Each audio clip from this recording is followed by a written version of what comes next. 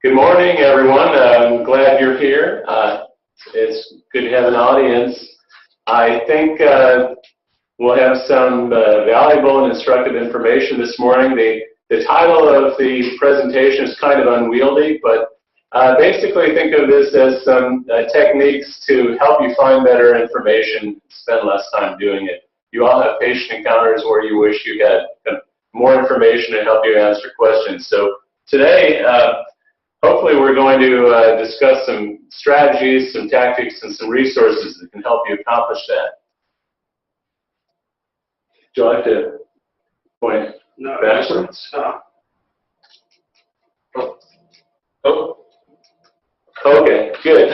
Okay, so there are our overarching goals today. Find better information, spend less time searching for it, which is a good thing because no one has a surplus of time. I know for people in Las Vegas, this wouldn't make much sense. They say, what's that white stuff on the ground? But basically, you have a choice of being the guy on the left with a little red shovel or the guy with the power blower. We want to give you some tools that can help the process of finding information be more effective, more powerful. So that's what we're going to focus on today. Our agenda, briefly, we're going to look at some free or mostly free clinical information resources. We'll look at PubMed, which is the index to the journal literature, how to use that more productively. Look at some resources to help you find clinical practice guidelines. Talk about some useful clinical apps for your smartphone or tablet, and some Google advanced search techniques, because we all use Google. You might as well use it better. One thing I wanted to note is I'm from the Savin Medical Library here in Reno, and we're your resource library. So first, if you need help or have questions or trying to obtain information, you can always contact us at the library. Also, all the resources I'm talking about this morning are going to be linked from the library homepage, and you can see we have a tab for outreach. So if you go to the outreach tab and then go to the section for community and rural providers, which are you all, that's the place to look, and you can see resources in various tabs. There's a Project Echo Nevada tab. So we're trying to build out resources that would be specific for rural providers and Project Echo in particular. Okay, so clinical information resources. There's no free lunch. Most of the really, really good stuff you have to subscribe to and pay for, but there are some things that are free and fairly comprehensive and in-depth. The Merck manual, which I'm sure you're all familiar with, is free online.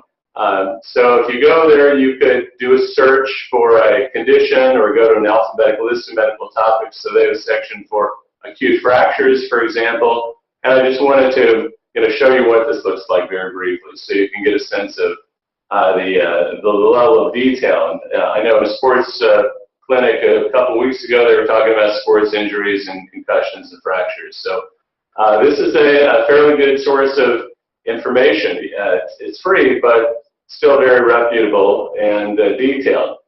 So this, this is what the Merck manual looks like in a nutshell. I'm going to, just in the interest of time, move fairly quickly through these resources. But again, know that if you want to follow up on this, these will be linked from the Savin site in that section that I indicated.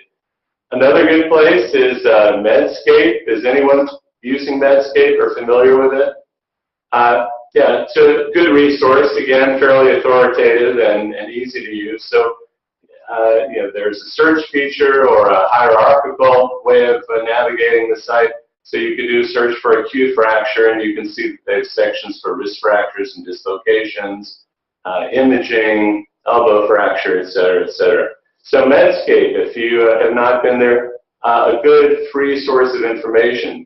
And they do feature a lot of nice graphics, and so it's fairly instructive. So here is a section on common foot and ankle injuries. There's a graphic, and then details about the conditions, treatment, diagnosis, etc. A place that is completely free, very authoritative, is Medline Plus. And Medline Plus is good for the healthcare provider. It has a nice drug section but it's particularly, do we need to click on it? It's particularly good, and really its intended purpose is for patient education. So if you have a patient and they have a question for you and you go, oh, that's a great question, I'd love to answer it, but I don't have time to go into detail. Medline Plus is the place to send them. It's developed by, as you can see, hopefully you can see the U.S. National Library of Medicine, funded by National Institute of Health. Very authoritative, well-resourced, easy to navigate. And it also has Spanish language materials. There's a complete parallel universe of resources that are in Spanish as well. So if you have Spanish language patients, it's a great place to send them. So Medline Plus, again, you could search by topic or go through a hierarchical list. This is the section on diabetic foot.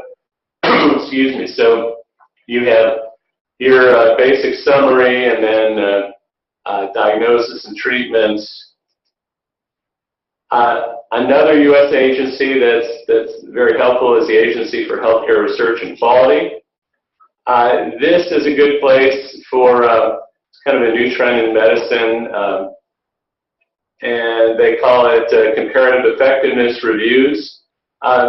This is an effort by teams of researchers and physicians to kind of summarize the research in the literature and then develop a statement that describes comparative treatments. So if you have a question about, say, first generation versus second generation antipsychotics in adults, this is going to be a comprehensive review of that topic. And it looks not just at efficacy of treatment, but also economics of treatment as well. So, your hospital administrators are certainly interested in that kind of evaluation as well. In a similar vein, there is something called the Cochrane Library of Systematic Reviews. And systematic reviews are a kind of tour de force summary of all the clinical trials that exist on a particular topic. Now, the Cochrane Library actually is a resource that you have to subscribe to, but much of the content is free. Some of the reviews are free in totality, but what you'll also find is that even the ones that aren't free have a very detailed abstract. So in this case, this is a systematic review about gout, and it spells out the objectives. It evaluates the benefits and harms of febuoxostat for chronic gout. And they talk about the selection criteria, which is not very interesting typically, but they will give you the main results. And then author's conclusions. So they say, I'm not going to bother reading that, but also what's very helpful is that they have a plain language summary. So in addition to the technical side of it, there is a very clearly stated summary that, well, certainly you could understand, but also your patients could understand too, if there are any questions about that. So that was the Cochrane Library. Now, I said that these resources were free or mostly free. There is a resource called Dynamed Plus, which is very good, very authoritative, comprehensive. It's kind of like up-to-date, although not really as detailed as up-to-date. It's accessible on a subscription basis. However, if you are a member of the American College of Physicians, they're offering that to members for free. So it's kind of a free resource if you are in the ACP.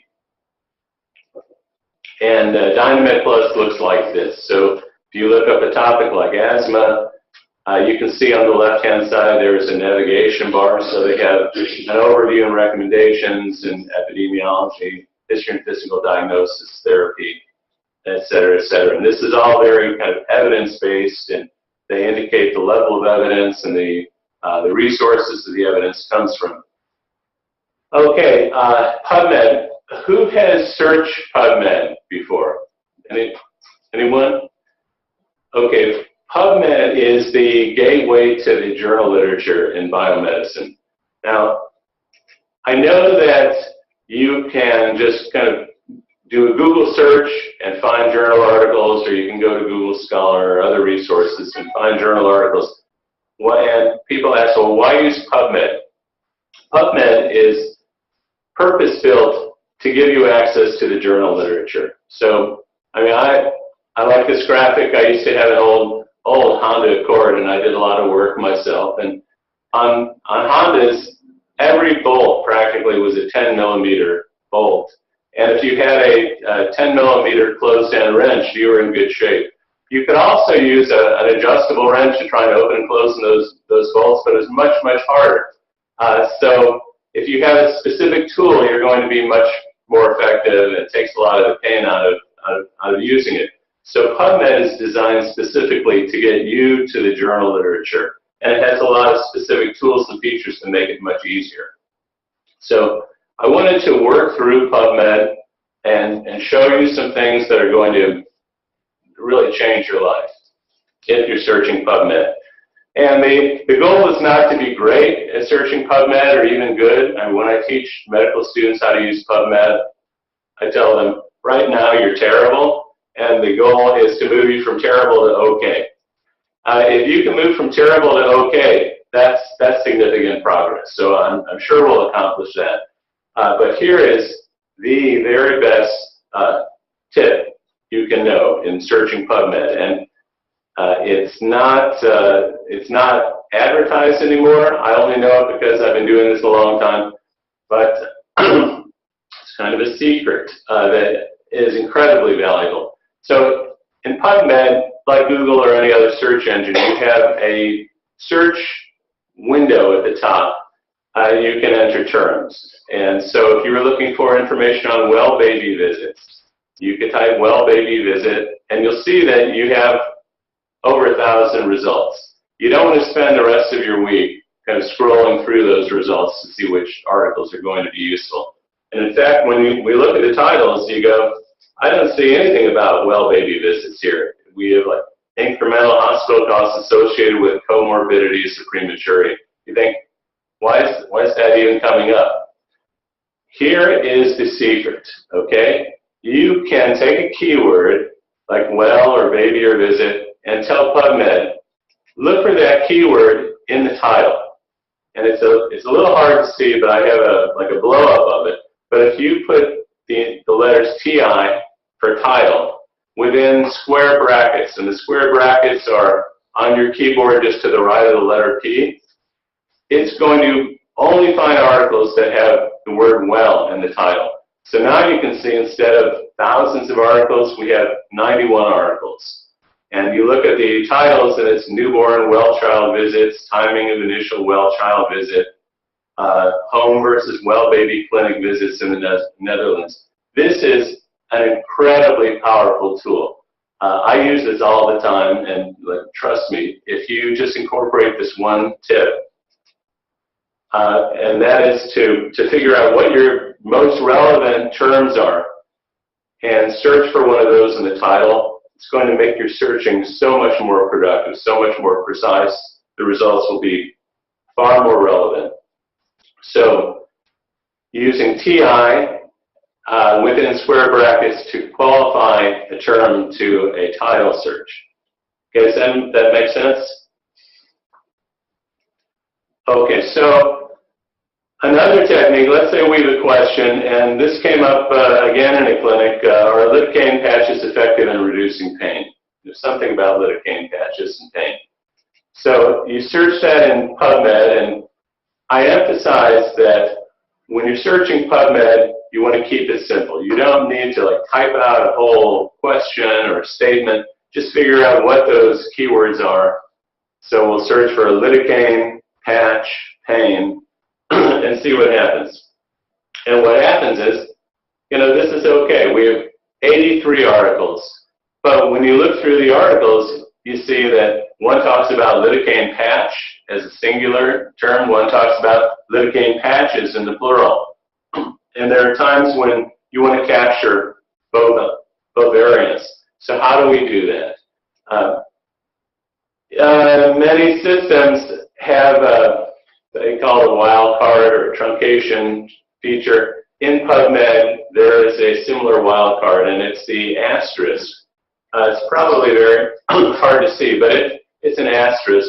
So if we search for lidocaine and patch with an asterisk after it, we're going to double the number of articles we get. So now we get articles that either use patch or patches in the title or the abstract of the article. Okay, so that's a useful technique. Now, if you've ever searched PubMed, you know that lots of the information in it isn't relevant to patient care. They're talking about rats or bench studies or things that really aren't going to influence the way you take care of patients. And you just don't care about those articles. How can you find articles that are going to be more clinically meaningful? Well, what's the most powerful clinical study? You know, the ones that you look at and go, okay, this has been vetted, they're important, significant, and should influence patient care. Oh, the answer is clinical trials.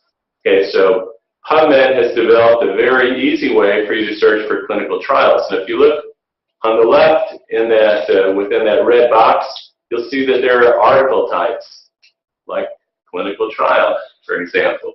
So if you click on a clinical trial, that will filter your results. So instead of getting every article on lidocaine pain patches, you get only those that have been part of a clinical trial, clinical study, double-blind, this or that.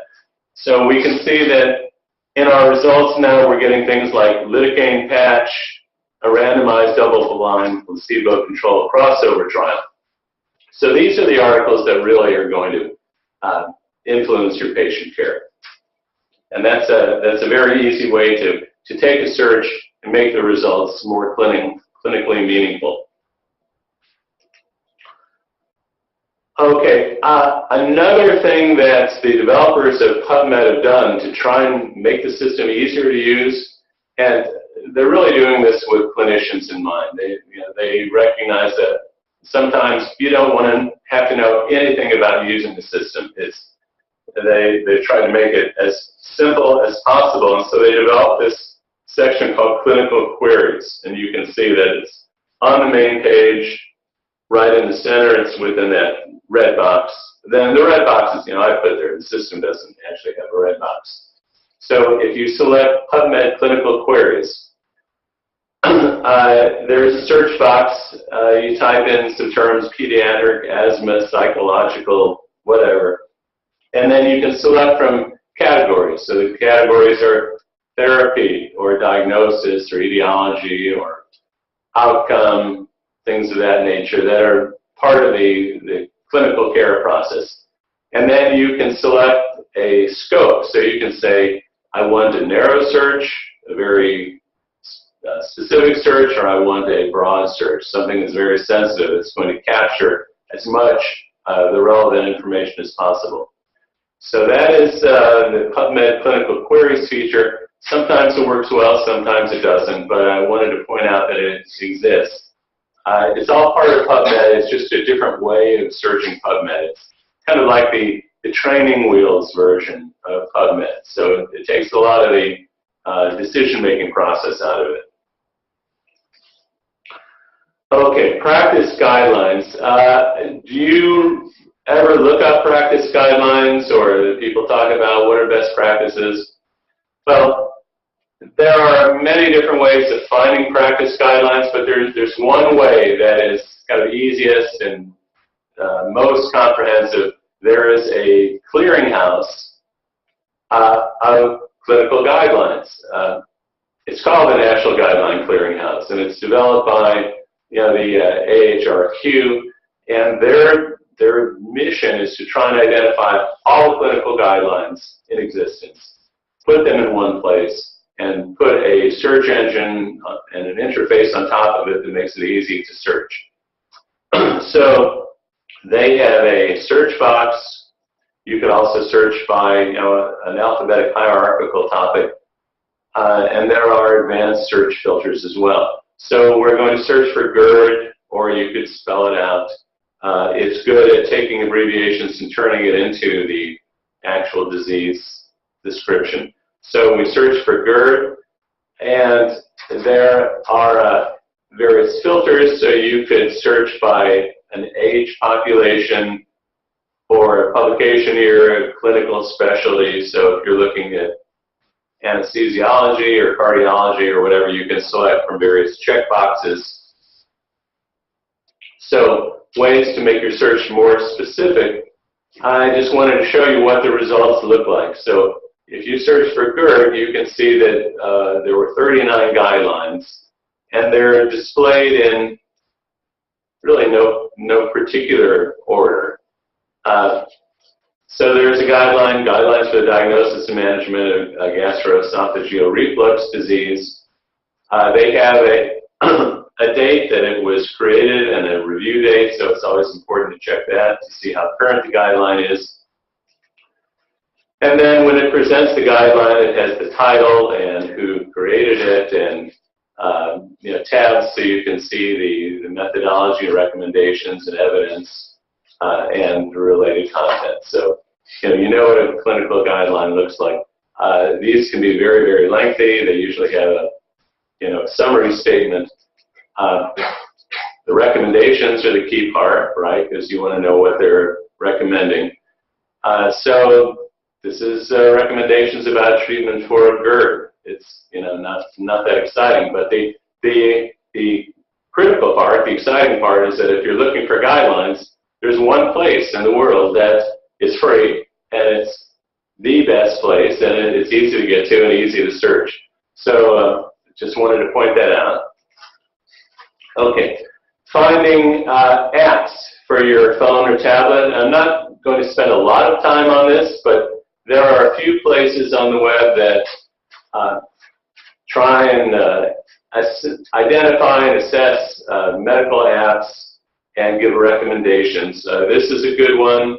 It's called iMedical Apps, and they regularly kind of update their list, give you recommendations for like the top apps for the current year. There is another website called Mobile Health News, and they talk about mobile computing in a broader way and give a lot of recommendations about recommended tools and also using tools and how medical apps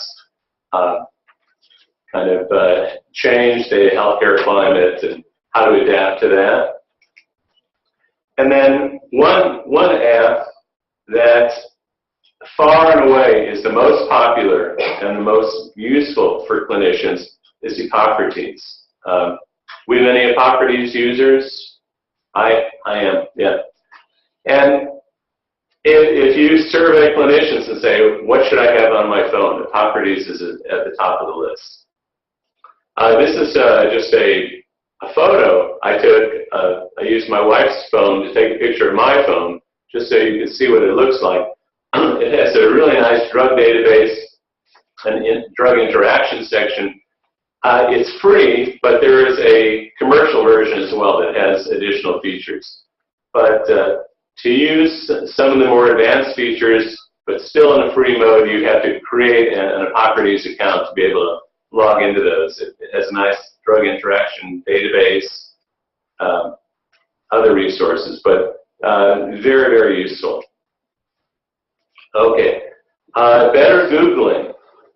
We all Google. There was a time when we used to caution people and say, don't use Google, use authoritative medical resources. But Google will get you to a lot of very good information. I just want to give you some tips to make Google more effective for you. So here's a question. This came up sometime in a diabetes clinic. Do statins raise the risk of type 2 diabetes?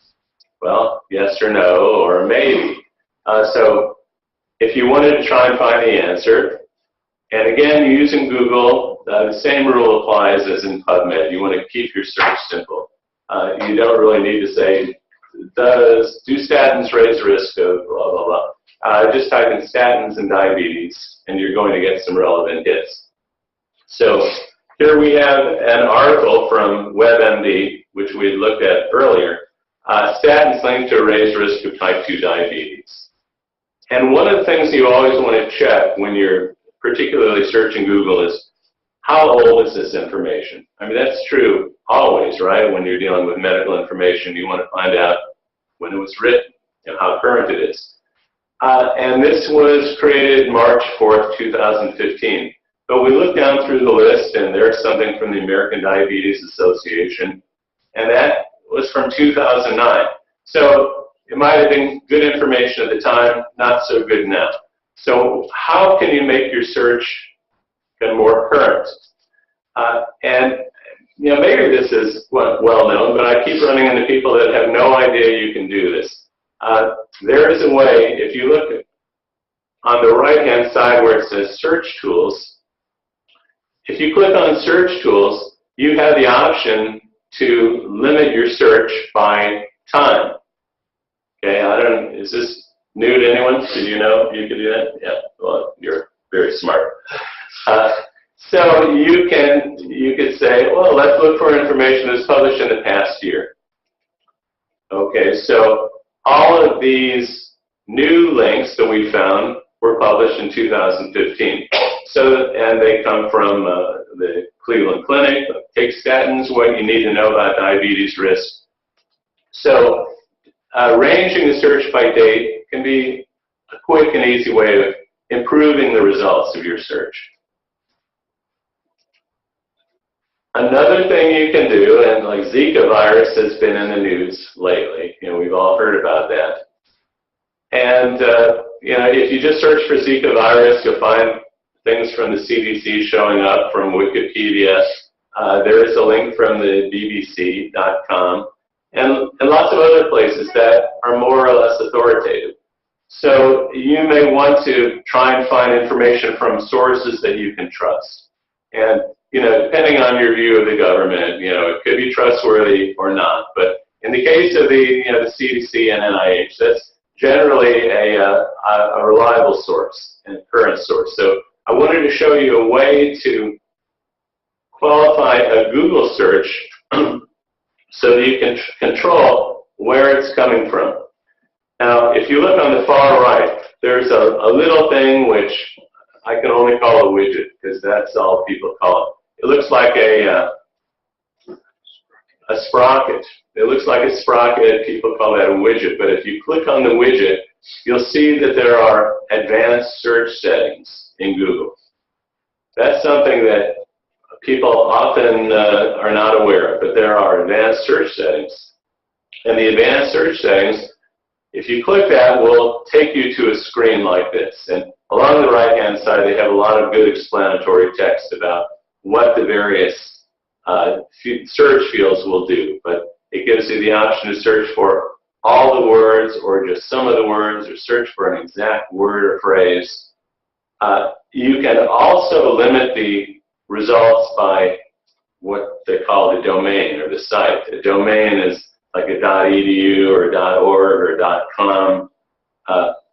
So if you wanted to only find things that were coming from the CDC or NIH, you could say in the site or domain tab, GOV for government, because everything that comes from the government is going to be .gov. Okay? So, and if we do that, all our results are going to be from the CDC or from other government informations or government resources. You could also do that with educational institutions. So if you wanted to search and only get results coming from Harvard Medical School or University of Nevada School of Medicine or wherever, you could qualify your search and say EDU. Or you could say org if you only wanted like scholarly organizations and societies. Okay, so that's another way to make Google more relevant. And hey, this is the end of my talk. I wasn't sure exactly how long this would take, but this is great because it allows some time for questions and any clarification. I wanted to make one point, and that is some time ago the medical library decided that one thing we could do to provide more kind of free access to information is to make interlibrary loan or document delivery free to any Project Echo affiliates. And I think that was announced, but I'm not sure the word got out that widely. But if you find a journal article or a citation to a journal article and you want the full text, if you contact us, we will send you the article for free, or send you, the digital file. We'll send you a PDF. To find out more about that, go to the library website.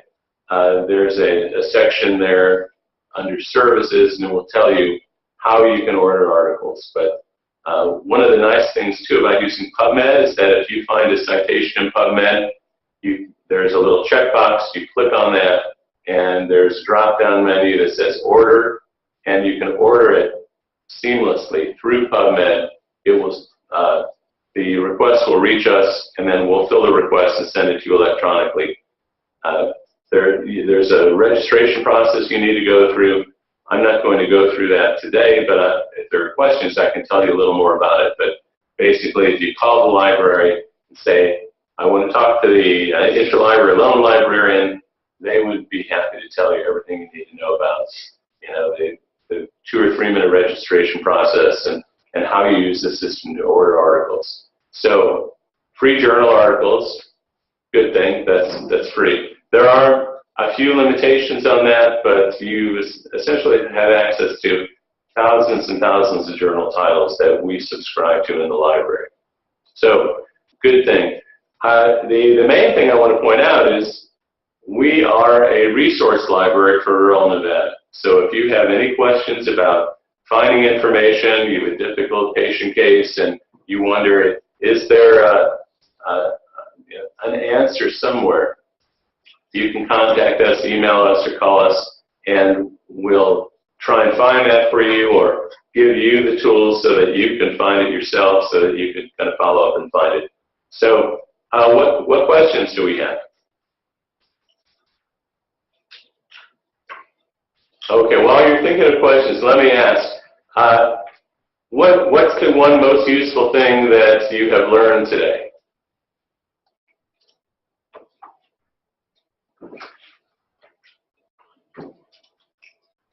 The title tip. I didn't know that. No one knows that. And it is so valuable.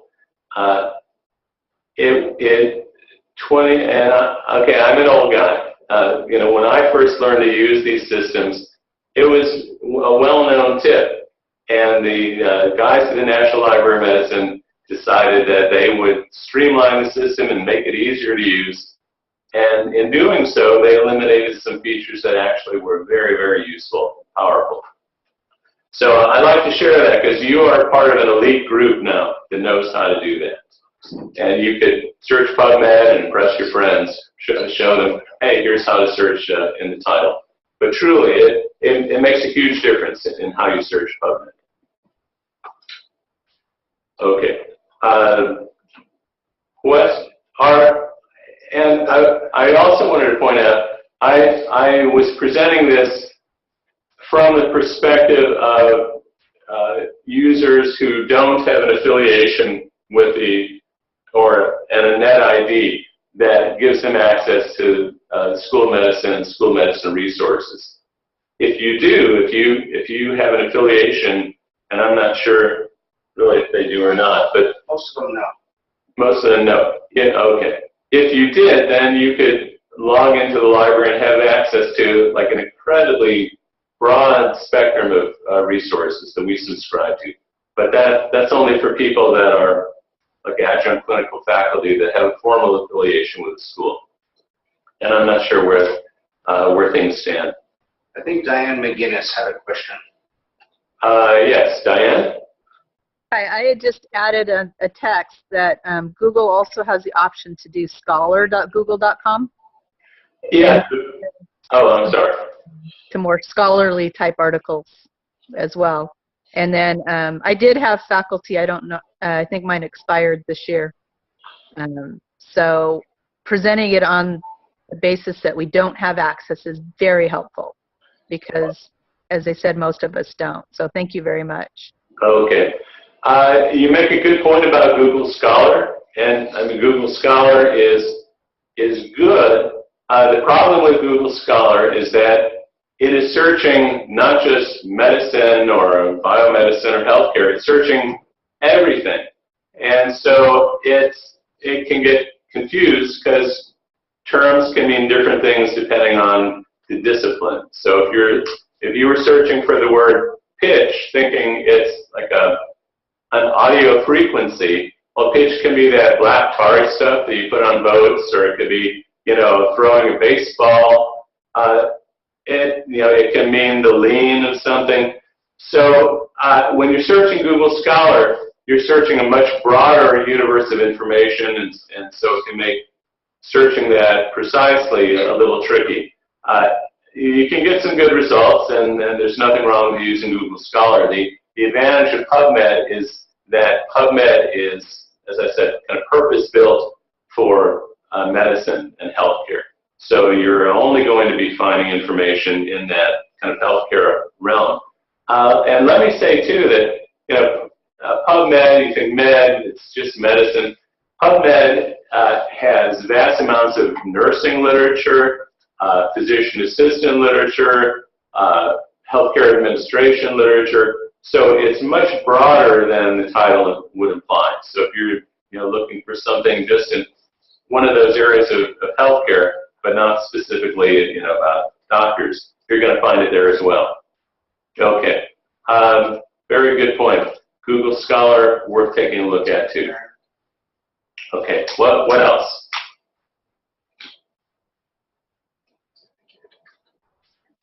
So this is Diane again. We were talking about apps. Me personally, I use the Epocrates free app, but I also use PEPID, P-E-P-I-D. Right. Mm-hmm. Are you paying for that? I do pay for it. It's my annual textbook. It ties pathophysiology, labs, medications, pharmacy all into one app like the advanced Epocrates does. But it also does have evidence-based pearls. Mm-hmm. And going and looking at a certain diagnosis, for instance, as you did GERD, it'll have little evidence-based pearls with research article quotes at the bottom of that. So it's kind of a fun software. They have a variety of different types for students, for not students, for residents, for primary care, for ER, for peds. And I usually get what's called the CRC, which is the Clinical Rotation Companion, that's designed for medical students because it includes both clinical and acute care. And has some other fun little things in it. It has ACLS guidelines. It has how to write an admitting note, a template for that, and a variety of different things. So that's one of the software programs that I use. Good. Thanks for sharing that. If you're willing to spend a little money, there are a lot of great apps. PEPID is a really good app. You can buy online, or you can buy textbooks to load on your smartphone or tablet, various clinical advisor, a lot of the Washington Manual. There are all kinds of books that are fairly inexpensive that you can load on your device.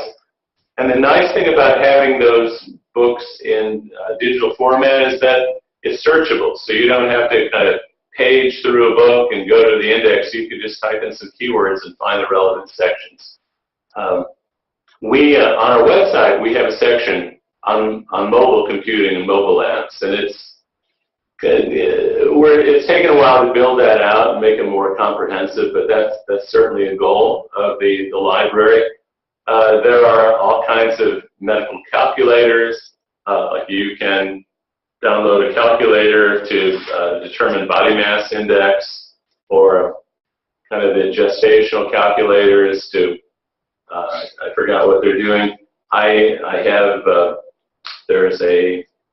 I know my phone handy, but there was one about kind of using statins in patient care. That was a free one, and I would never use it, but it certainly looked like it could be valuable in clinical care. So lots of apps. Some are $2 or $3. Some are, especially the textbooks, it's like buying a textbook, so you may pay, $20, $30, $50 for it. But what we're trying to do, and kind of moving in that direction, is to take input from clinicians who are actually using these tools and finding out what's important, what's useful, like we just heard about PubMed, and putting those together in a resource list so that we're taking some of the pain out of evaluating these tools. One thing that I've discovered, you probably have too, if you're trying to find a utility or an app for your phone, there are a lot of competing tools that all do the same thing. And you ask yourself, well, do I use A, B, C, or D? Which one is best? And it takes some effort to kind of download them, evaluate them, and you look at the trial version and say, well, this one doesn't really do what I want to accomplish. So we are trying to address that and doing some of the legwork, looking at the options for various tools that are in the same kind of general ballpark and trying to evaluate which one would provide the most bang for the buck, the best user interface, the best content, et cetera, et cetera. But that's a direction we're going in. It's an ongoing process for us. So, our evaluation of resources is still fairly limited, but there are some very good tools out there. And depending on how good your eyes are, too, that's always a factor. Because if you have a small phone and old eyes, it can be difficult to deal with that. So, other questions or comments?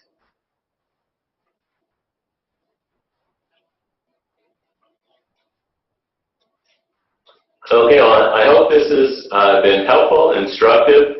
If nothing else, that you have a library and a contact. We're here to provide information resources for you and the training and instruction that can help you be empowered to find information yourself. Okay, so I will bid you good morning then, and thanks all for attending. Feel free to contact me if you have any other questions down the road. Okay, thanks a lot. Bye. Thanks for all your help. Have a great day. You too.